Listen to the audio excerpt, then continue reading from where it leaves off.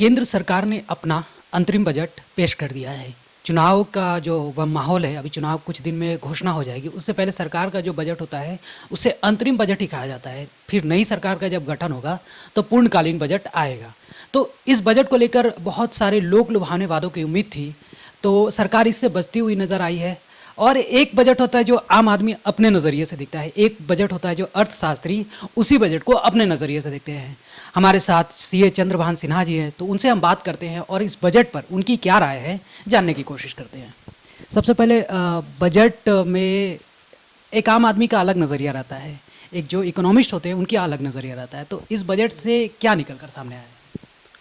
आम तौर पे बजट जो है उससे जो उम्मीद होती है वो खासकर जो चुनावी वर्ष जब होते हैं उससे पहले की जो बजट होती है वो बजट कही जाती है।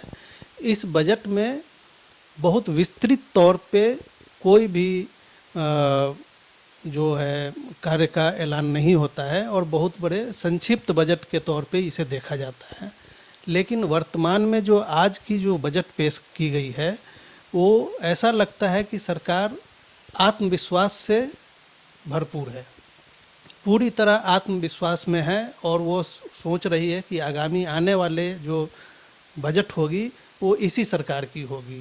दैट मीन्स कि ये सरकार 100% कॉन्फिडेंट है कि हमारी आगे आने वाली सरकार है।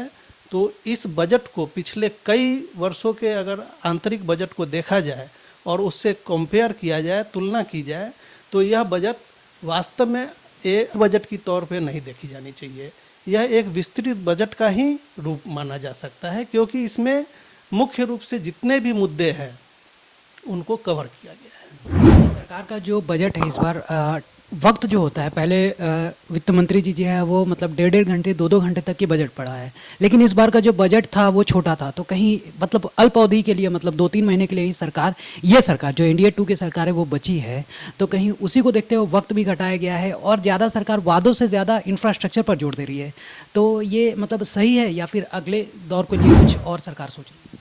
ये सरकार जो है वो इसकी एक अपनी दूर नीति सोच है और इस बजट का प्रभाव आगामी आने वाले दूरगामी प्रभाव पड़ेंगे। और इंफ्रास्ट्रक्चर पे जोर देना, दैट मीन्स कि ये बहुत अच्छी बात है, क्योंकि 11% इंफ्रास्ट्रक्चर के ऊपर जो है खर्च करने की बात करी गई है, जिससे कि एम्प्लॉयमेंट से लेकर वर्तमान में जितने भी कार्य है उसको सफल तरीके से किया जा सके, इस बात को परिदर्शित करती है। और सरकार का यह कदम बहुत ही अच्छा है। आगामी आने वाले कुछ वर्षों के दृष्टिकोण से इस बजट को देखा जाए तो यह बजट बहुत ही संतुलित बजट है। लोक लुभावनी बजट इसे नहीं कहा जा सकता है। खासकर कॉरपोरेट जगत के लिए 22% का टैक्स स्लैब रेट एक रिड्यूस किया गया है। यह इससे क्या होगा कि जो भी सामग्री है या जो मैन्युफैक्चरिंग कंसर्न है उनके उत्पादन की लागत जो है वो थोड़ी कम होगी और परिणाम स्वरूप ये आम जनता को ही लाभ मिलने का है। इसलिए यह बजट जनता की बजट को परिभाषित किया जाता है और यह बजट जनता के लिए बहुत ही अच्छी बजट मानी जाएगी। टैक्स का आपने बात किया, तो सभी को उम्मीद रहती है कि जो टैक्स का स्लैब है, खासकर आम आदमी को जो कमाते हैं, तो उनको उम्मीद रहती है कि स्लैब में थोड़ा सरकार बदलाव करेगी, जो आम आदमी है वो उसके लिए थोड़ी राहत होगी। लेकिन इस बार इस प्रकार किसी भी तरीके की घोषणा नहीं की गई है। तो जो सरकार, अब जो भी सरकार आए, ऐसा तो नहीं कहा जा सकता कि कौन सरकार आएगी ये हम लोग नहीं बोल सकते हैं। लेकिन जो सरकारें आएंगी या फिर जैसा एनडीए सरकार दावा कर रही है, तो क्या वो स्लैब में बदलाव फिर से देखा जा सकता है? फाइनल बजट जो कि चुनाव के परिणाम के बाद जो सरकार बनेगी उसके द्वारा जो पेश करी जाएगी उसमें हम लोग कुछ उम्मीद कर सकते हैं। उम्मीद बराबर से मध्यम वर्गीय परिवार अपने टैक्स स्लैब को लेकर के ही चिंतित रहते हैं, क्योंकि टैक्स स्लैब को कोरिलेट करता है मध्यम वर्गीय परिवार को। तो आगामी बजट जो होगी, जो कि चुनाव के उपरांत जो भी सरकार बने, उसके लिए जो भी बजट आएगी उसमें इसकी संभावनाएं थोड़ी बहुत बनती नज़र आ रही है। तो हमारे साथ सीए चंद्रभान सिन्हा जी थे। उन्होंने साफ तौर पर बताया कि ये बजट लोक लुभावने वादों वाली बजट नहीं है।